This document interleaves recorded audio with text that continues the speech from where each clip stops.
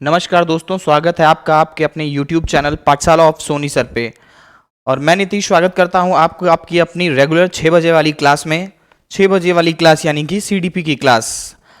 हमने अभी CDP की क्लास में ख़त्म किया वंशानुक्रम और वातावरण। एक बहुत ही इंपॉर्टेंट टॉपिक वंशानुक्रम और वातावरण।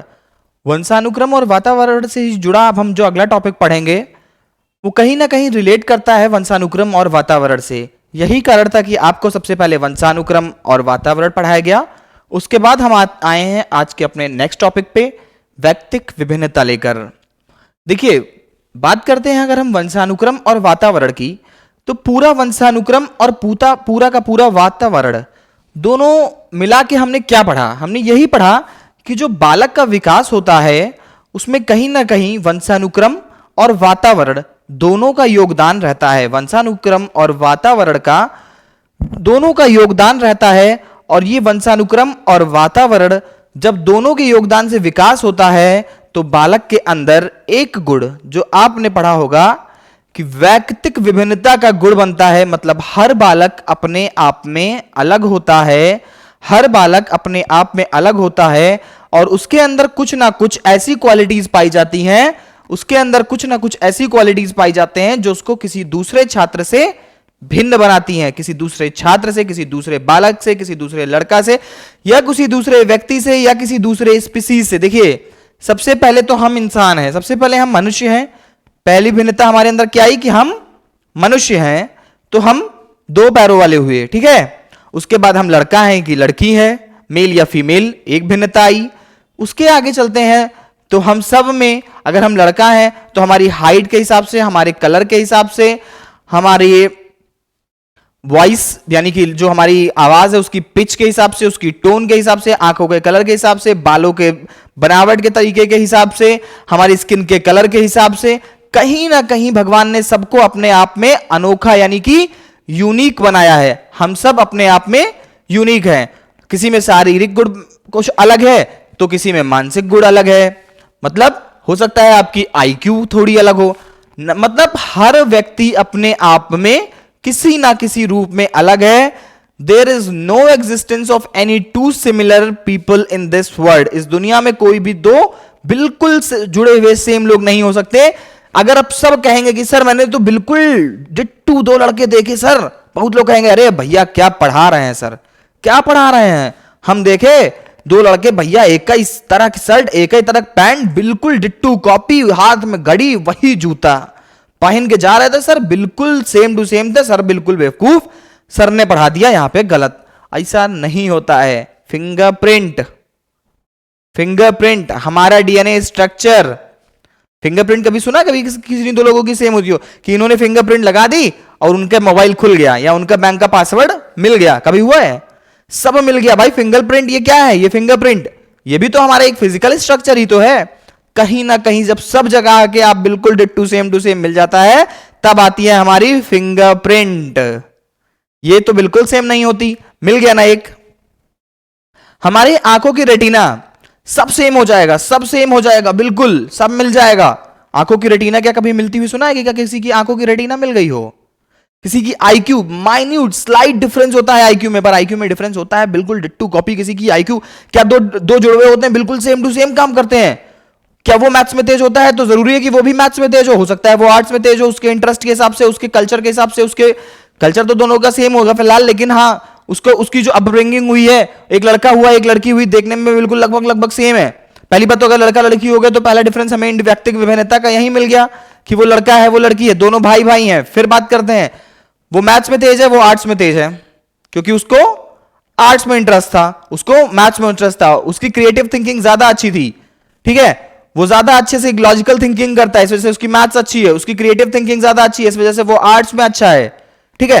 तो ये बात हुई वैयक्तिक विभिन्नता की। तो क्या कह सकते हैं हम कि क्या होता है वैयक्तिक विभिन्नता?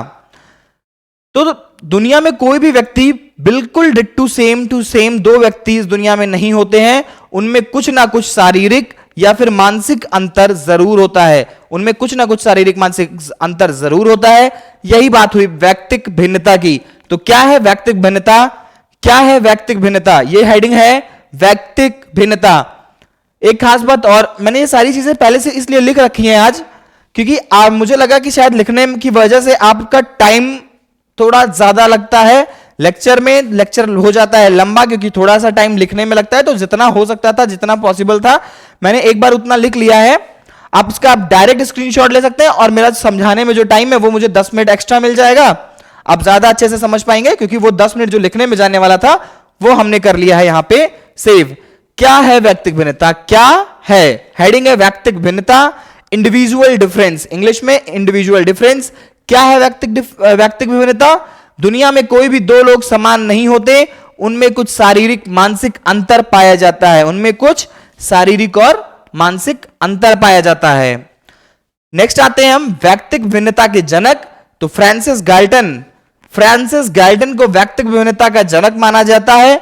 इन्होंने पहली बार बुद्धि पर अध्ययन करके यह निष्कर्ष निकाला कि दुनिया में किन्हीं दो लोगों की बुद्धि बराबर नहीं होती, और उन्होंने इस पर अपनी प्रसिद्ध पुस्तक हेरिडेटरी जीनियस लिखी है। इन्होंने इस पर अपनी प्रसिद्ध पुस्तक हेरिडेटरी जीनियस लिखी। इसी हेरिडेटरी जीनियस इंपॉर्टेंट बुक है, यूपीटेट वालों, एग्जाम आ रहा है भैया। हेरिडेटरी जीनियस, लोग कहते हैं सर आप रिपीटेटिव हो जा रहे हो। रिपीटेटिव इसीलिए हो जा रहा है क्योंकि हेरिडेटरी जीनियस भी रिपीटेटिव है, एग्जाम्स में बहुत बार पूछा गया है। मेरी मजबूरी है कि मैं हेरिडेटरी जीनियस को 4 बार चिल्लाऊं। अब भी बहुत लोग होंगे जो अभी देखना, नेक्स्ट जब हम लेके आएंगे ना क्वेश्चन आंसर की सीरीज, पूछेंगे हेरिडेटरी जीनियस किसने लिखी थी? सन्नाटा। फ्रांसिस गाल्टन कौन थे? सन्नाटा। ठीक है, तो आपको नहीं करना है ये सन्नाटा। व्यक्तिगत विभिन्नता के जनक है मिस्टर फ्रांसिस गाल्टन। इन्होंने पुस्तक लिखी है हेरिडेटरी जीनियस। ठीक है, मेन पॉइंट्स को मार्क करते चलिएगा। इसका जो भी लोग अगर आप पूरा का पूरा नोट्स बना रहे हो तो आप बहुत ही अच्छा काम करो। एग्जाम से टाइम पे ये नोट्स बहुत हेल्पफुल होने वाले हैं। ये बुक याद रखिएगा, हेरिडेटरी जीनियस। आगे बढ़ते हैं, व्यक्तिगत विभिन्नता के प्रकार। व्यक्तिगत विभिन्नता के प्रकार, तो व्यक्तिगत विभिन्नता के प्रकार दिया है गाल्टन ने, फ्रांसिस गाल्टन।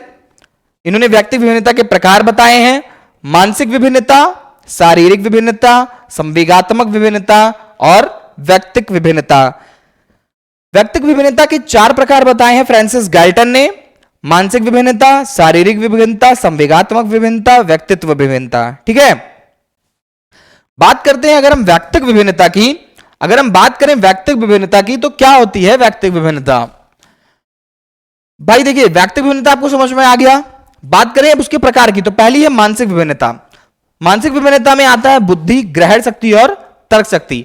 देखिए, सबसे पहली जो इंपॉर्टेंट बात है वो हो गई आपकी आईक्यू की, कि आपका आईक्यू कैसा है।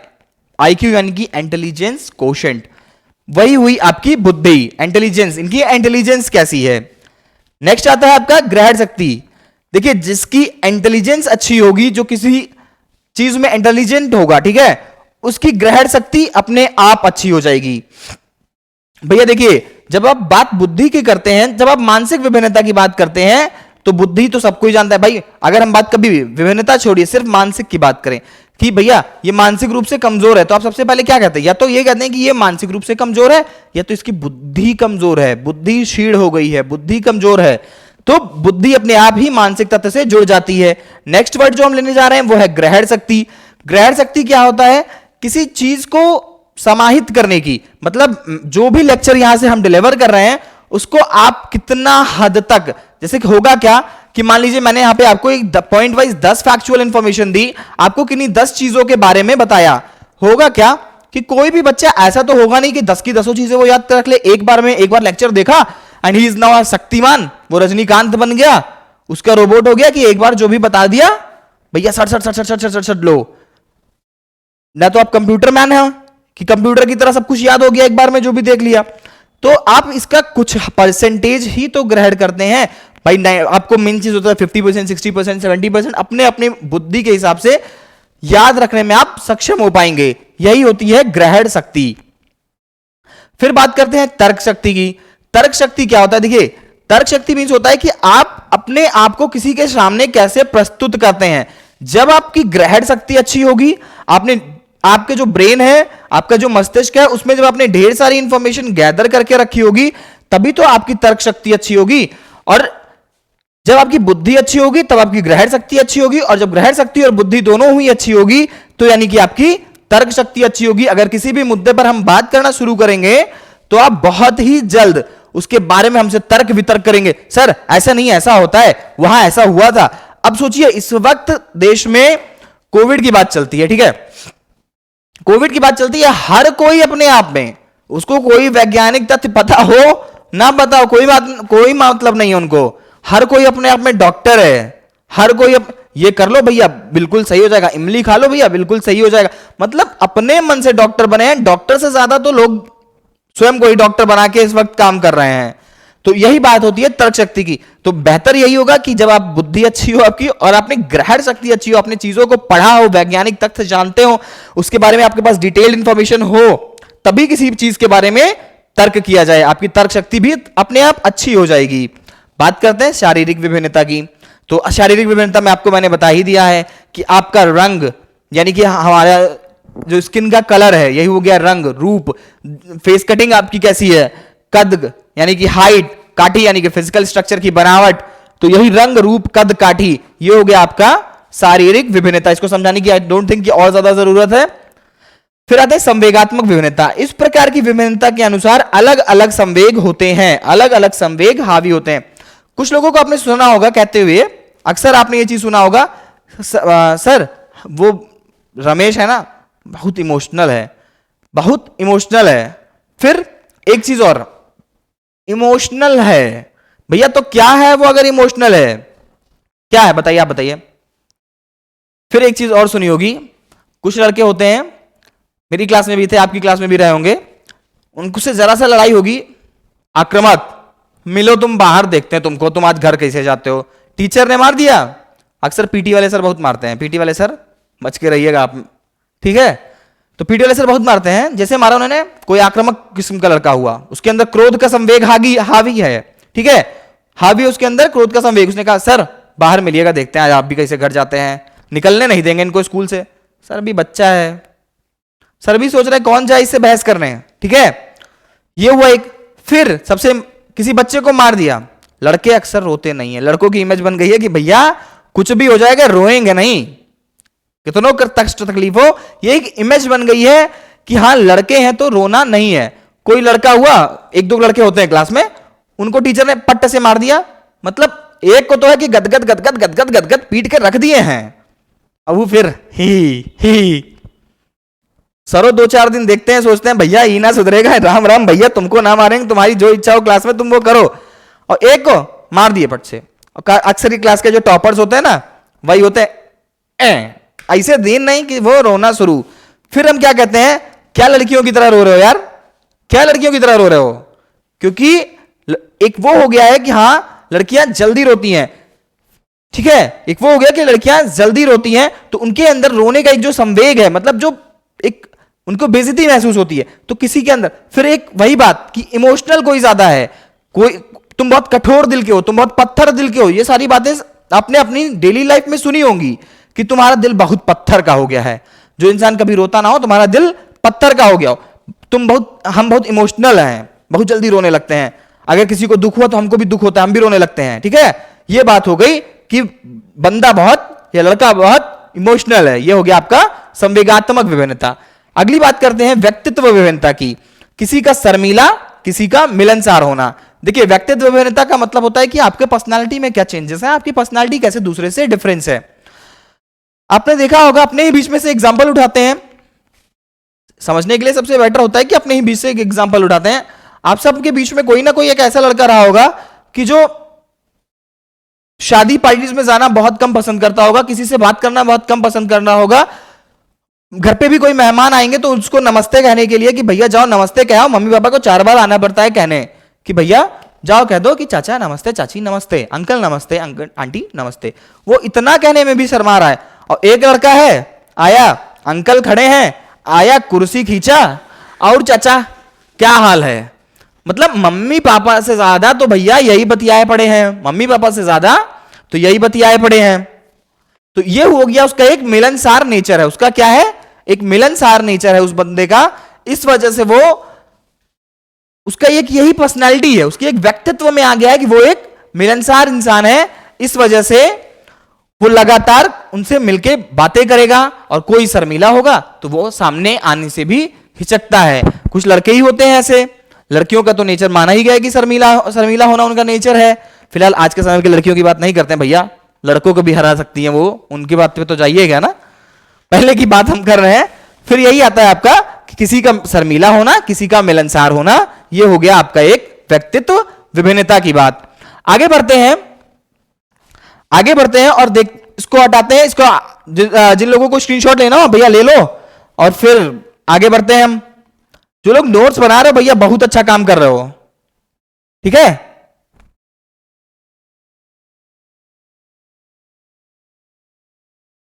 चलिए आइए आगे बढ़ते हैं, इसको हटाते हैं। अब हम नेक्स्ट हेडिंग आप डाल लीजिए, व्यक्तिगत विभिन्नता को प्रभावित करने वाले कारक, ठीक है। देखते हैं कि क्या किन किन चीजों की वजह से बच्चे का, जैसे अभी मैंने आपको बताया कि कोई बच्चा बहुत सामाजिक होता है, कोई बहुत शर्मीला होता है, कोई बहुत इमोशनल होता है, किसी का कद काठी। देखिए कद काठी आपको जो मैंने बताया नहीं कि आपको वंशानुक्रम और वातावरण मैंने पढ़ा था, उसका कोई कारण था भैया वंशानुक्रम वातावरण पहले पढ़ाने का। वही कारण है कि मैंने आपको वंशानुक्रम वातावरण पहले पढ़ाया, तो कोई ना कोई मतलब तो रहा होगा। यही मतलब था कि उसके कारण आपके अंदर आती है व्यक्तिक विभिन्नता। क्या आती है? व्यक्तिक विभिन्नता। तो वंशानुक्रम और वातावरण को प्रभावित करने वाले जब हम कारकों की बात करते हैं, तो सबसे पहला कारक जो है, जो देखो वो होता है लिंग। क्या होता है? लिंग। हेडिंग डालिएगा, व्यक्तिक विभिन्नता को प्रभावित करने वाले कारक। फिर हम आगे बढ़ेंगे और लिखेंगे डिटेल में। जानते हैं सब लोग, जितना ज्यादा हो सके कमेंट बॉक्स में आके बताइए, व्यक्तिक विभिन्नता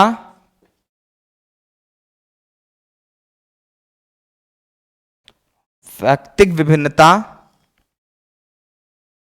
को प्रभावित, सबसे पहला जो इसमें कारण आएगा वो आएगा लिंग, ठीक है। अब क्यों? देखिए लड़का और लड़की होना हमारे समाज उसको पहले ही सिखा देता है कि अगर तुम लड़का हो तो तुमको ऐसा व्यवहार करना है, और अगर तुम लड़की हो तो तुमको ऐसा व्यवहार करना है। तो व्यक्तिगत विभिन्नता में सबसे पहला तो जो कारण आ जाता है वो आ जाता है लिंग। अगर हम लड़का है लड़की है तो उसका नेचर अलग हो जाएगा।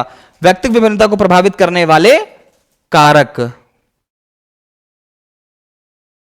व्यक्तिगत विभिन्नता को प्रभावित करने वाले कारक। शुरू करते हैं। ये पहला कारक है लिंग। आइए मार्कर चेंज करते हैं।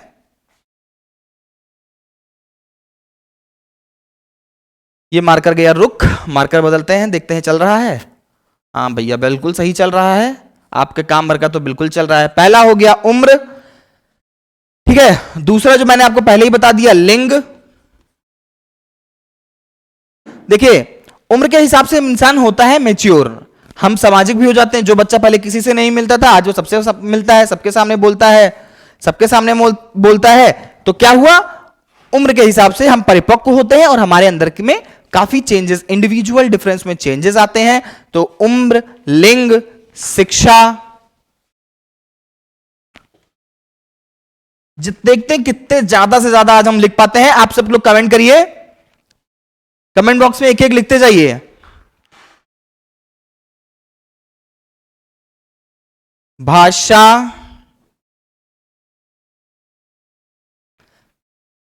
देखिए हम लिखते हैं जल्दी कि आप। व्यवसाय, फिर सबसे पहले जो आपको बता के चल रहे हैं जब से शुरू किया लेक्चर, वंशानुक्रम। देखिए अभी तक ये सब में से कोई आया है कमेंट में? 6।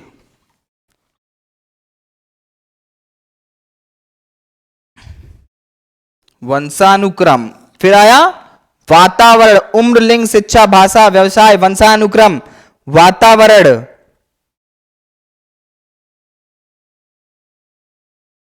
संस्कृति,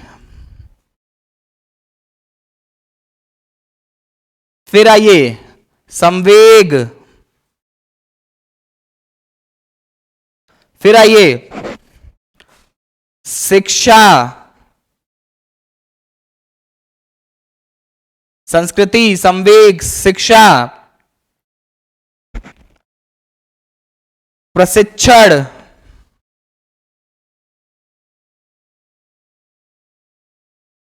प्रशिक्षण, दृष्टिकोण, 12 हो गया। लिंग, शिक्षा, प्रशिक्षण, दृष्टिकोण, दिख रहा है ना? लिंग, शिक्षा, प्रशिक्षण, दृष्टिकोण। संस्कृति हो गया है, संवेग हो गया है,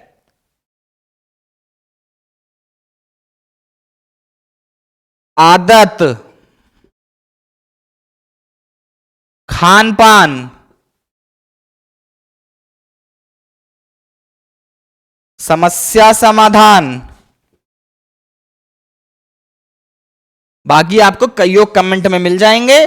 15 मैंने लिखा दिए, 5 आप अपने मन से ढूंढ के कमेंट बॉक्स से ढूंढ के लिख लीजिएगा। इसको कर दीजिएगा पूरा 20। ठीक है, इसका स्क्रीनशॉट लीजिए। मैक्सिमम टू मैक्सिमम मैंने कवर कर दिए हैं। उम्र, लिंग, शिक्षा, वंशानुक्रम, भाषा, व्यवसाय,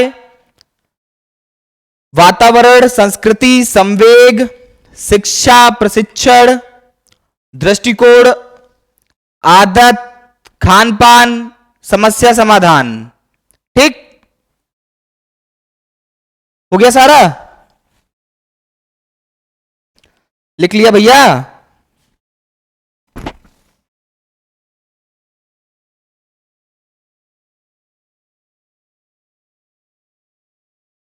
नेक्स्ट हेडिंग है आपकी व्यक्तिक विभिन्नता का शिक्षा पर प्रभाव। व्यक्तिक विभिन्नता का शिक्षा पर प्रभाव। आइए आगे बढ़ते हैं और नेक्स्ट हेडिंग डालते हैं व्यक्तिक विभिन्नता का शिक्षा पर क्या प्रभाव होता है।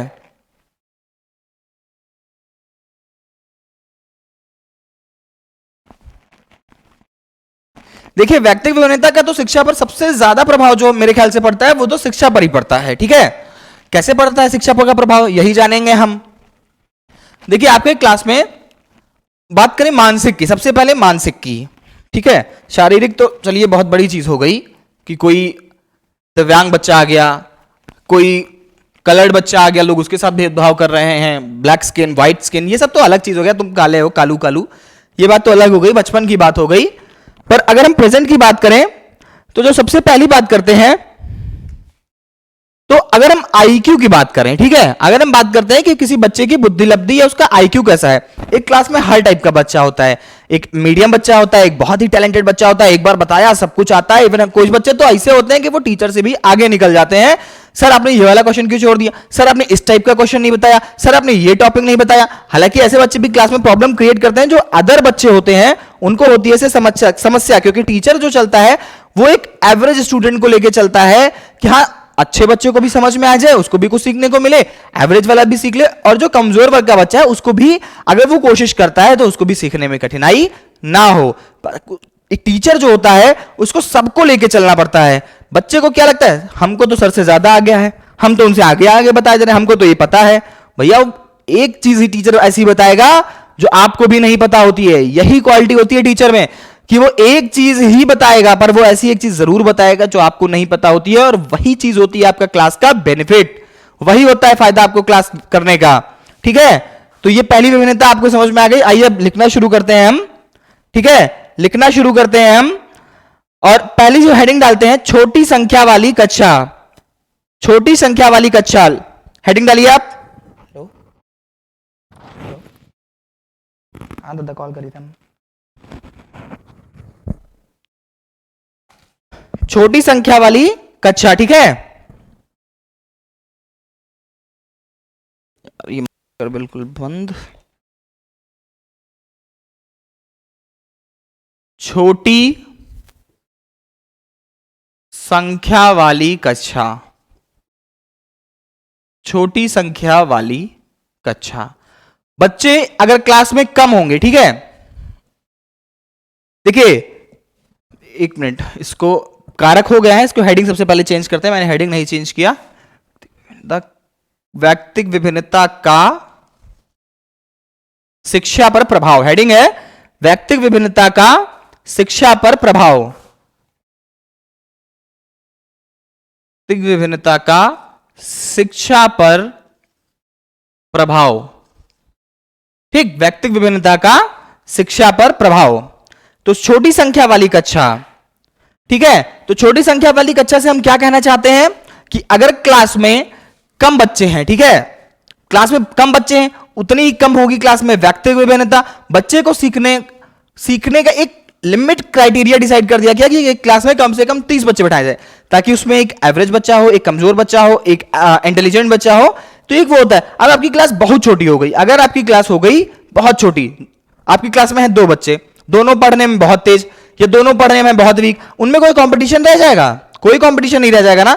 हम क्यों कराते हैं inter school competitions, inter state competition, inter district wise competition? हम किस लिए कराते हैं? हम इसीलिए कराते हैं ना, हम इसीलिए कराते हैं ना, ताकि जो छोटी संख्या व्यक्तिगत विभिन्नता बढ़े। तो छोटी संख्या वाली कक्षा का शिक्षा पर यही प्रभाव पड़ता है कि वहां से कॉम्पिटिटिवनेस खत्म हो जाती है। तो एक जो सरकार द्वारा मानक बनाया गया है, उतनी कक्षा में उतना बच्चे हमें रखना चाहिए। तो छोटी संख्या वाली कक्षा का शिक्षा पर, व्यक्तिगत विभिन्नता का शिक्षा पर प्रभाव पड़ता है।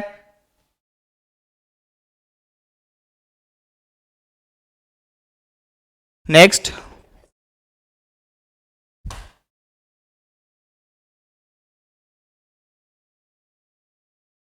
बहुउद्देशीय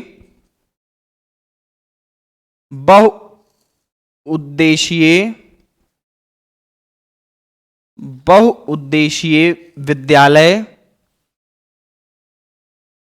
मींस जो विद्यालय मल्टी एम डायमेंशनल होते हैं, मल्टी एम क्यों, वहां पर बच्चों को, देखिए बहुउद्देशीय विद्यालय वो विद्यालय होते हैं जहां पर पढ़ाई लिखाई के साथ साथ सांस्कृतिक कार्यक्रम, खेल कूद, इन सब पर भी बराबर का फोकस किया जाता है। तो अगर किसी बच्चे में व्यक्तिगत विभिन्नता को ध्यान में रखते हुए बहुउद्देशीय विद्यालय खोला जाए तो फायदा क्या होगा कि जो डांस वाला बच्चा है उसको डांस, गाने वाले बच्चा है उसका गाना का जो कला है वो निखर आएगी, कोई खेल खेलने वाला बच्चा है तो वो खेलेगा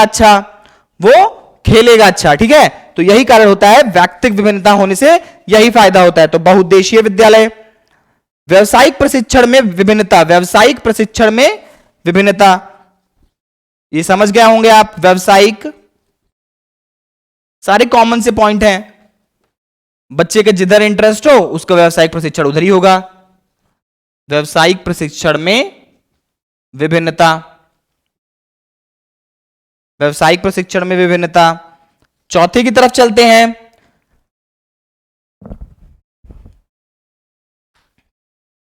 मानसिक वर्गीकरण, हम बच्चे को उसके आईक्यू के हिसाब से उसका वर्गीकरण कर सकते हैं। मानसिक वर्गीकरण, हर बच्चे की व्यक्तिगत विभिन्नता को ध्यान में रखते हुए एक बहुस्तरीय पाठ्यक्रम तैयार किया जा सकता है जो हर स्तर के बच्चे के लिए लाभकारी हो। हम ये सारी बातें डिस्कस कर चुके हैं। बहुस्तरीय पाठ्यक्रम, यहां पर सिर्फ लिखना बचा है। आप सब समझ रहे होंगे बहुस्तरीय पाठ्यक्रम कि हम हर बच्चे की व्यक्तिगत विभिन्नता को ध्यान में रखते हुए एक ऐसा पाठ्यक्रम तैयार करें जिससे हर बच्चा लाभान्वित हो।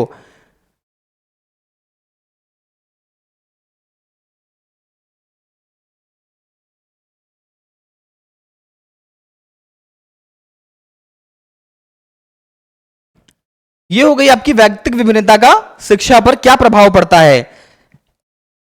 ठीक है, ये सारी पॉइंट्स हो गई आपकी कि व्यक्तिगत विभिन्नता का शिक्षा पर क्या प्रभाव पड़ता है।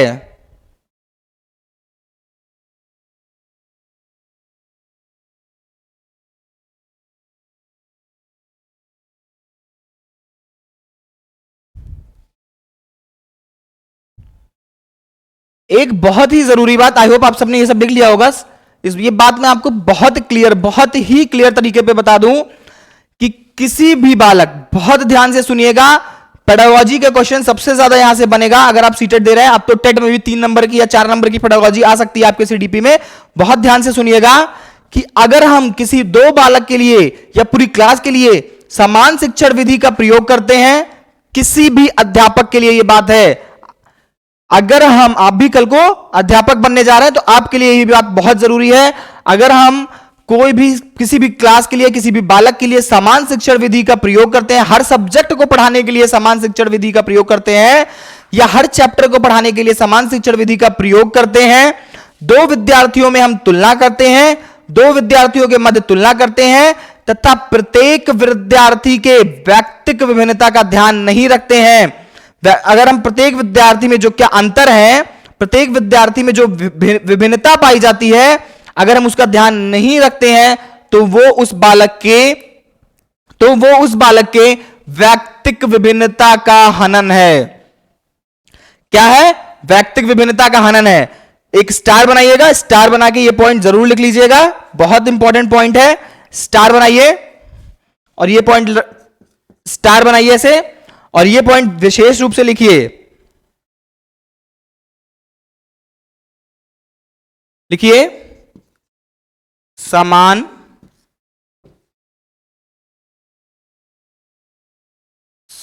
शिक्षण विधि, समान शिक्षण विधि, दो विद्यार्थियों में तुलना, दो विद्यार्थियों में तुलना। देखिए, समान शिक्षण विधि, दो विद्यार्थियों में तुलना और प्रत्येक विद्यार्थी का अंतर, विद्यार्थियों में अंतर, विद्यार्थियों में अंतर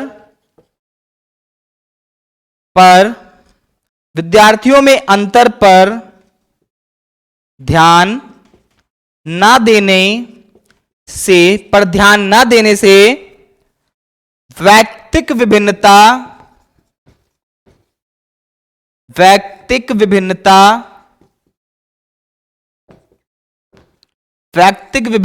का हनन होता है। वैयक्तिक विभिन्नता का हनन होता है। तो ये रहा आपका कंप्लीट टॉपिक, वैयक्तिक विभिन्नता, इंग्लिश में इंडिविजुअल डिफरेंस। बहुत ही आसान टॉपिक था। आई होप आप सबको ये सब समझ में आ गया होगा। वैयक्तिक विभिन्नता वैसे तो अगर आप अपने आसपास समाज को देखते हुए चलें तो ये टॉपिक वैसे ही क्लियर होने वाला है, पर ये टॉपिक कम से कम 1 नंबर आपका जरूर कैरी करता था, इस वजह से पढ़ाना जरूरी था। बचती है अब वैयक्तिक विभिन्नता की परिभाषाएं, जो कि हम लेंगे अपने नेक्स्ट लेक्चर में। तब तक के लिए आप सब लोग घर पे रहिए, पढ़ते रहिए। Tata, bye bye.